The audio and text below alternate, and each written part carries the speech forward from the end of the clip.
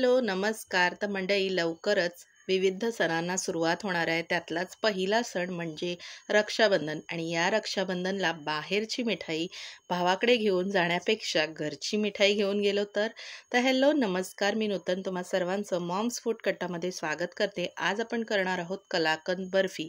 या बर्फीसाठी आपल्याला संपूर्ण लागणारा खर्च मी तुम्हाला आपल्या शॉर्ट व्हिडिओमध्ये दिलेला आहे.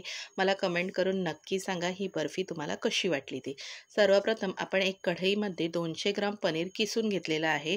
फ्रेश पनीर घ्यायचं आणि किसूनच घ्यायचं म्हणजे मस्त अशी कणी तयार होते. 1/4 कप साखर घेतलेली आहे. 1/4 कप मिल्क पावडर घ्यायचं आणि अर्धा टीन मिल्क मेडचा यूज केलेला आहे. आता हे सर्व मिश्रण एकत्र करून घ्यायचं आणि त्यानंतर गॅस चालू करून घ्यायचा.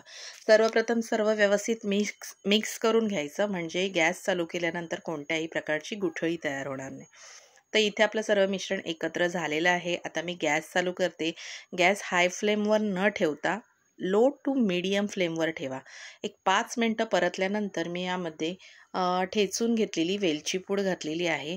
वेलची पूड फ्रेशली ठेचून घ्या म्हणजे चव छान येईल मिठाईला. त्यानंतर आपण इथे बघू शकता कंटिन्युअसली मिक्स करत अगदी 10 मिनटामध्ये आपला कलाकंद तयार होतो. कढई सोडायला लागलं मिश्रण की आपण एक ग्रीस केलेल्या टीनमध्ये हे मिश्रण सेट करून घेणार आहे. तर मिठाईची थिकनेस तुम्ही तुमच्या आवडीनुसार छोटी मोठी ठेवू शकता. पण कलाकंद बर्फी थोडीशी जाड असते त्यामुळे थोडीशी जाड साईजमध्ये तुम्ही हे सेट करून घ्या. वरना मी इथे पिस्त्याचे काप घातलेले आहेत. तुम्ही कोणतेही तुम्हाला आवडतील ते काप घालू शकता. काप घालून पुन्हा एकदा स्पॅच्युलाच्या साहाय्याने व्यवस्थित मी प्रेस करून घेतलेलं आहे. त्यानंतर मी इथे चांदी वर्कचा वापर केलेला आहे.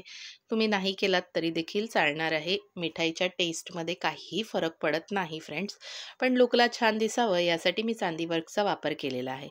तर 10 मिनटं सेट झाल्यानंतर मी सुरीच्या साहाय्याने ह्याचे काप करून घेणार आहे आणि ही मिठाई अगदी मार्केटसारखी होते आणि मार्केटसारखीच चव देखील ह्या मिठाईला येते. साखरेचं प्रमाण तुम्ही तुमच्या आवडीनुसार थोडंफार कमी जास्त करू शकता. कारण काही जणांकडे जास्त गोड खाल्लं जातं आणि काही जणांकडे थोडं फिकट. तर इथे बघू शकता आपली मस्त अशी मिठाई तयार झाली आहे. तर कशी वाटली मिठाईची रेसिपी नक्की कमेंट करून सांगा. रेसिपी आवडली तर व्हिडिओला एक लाईक नक्की करा. बाय.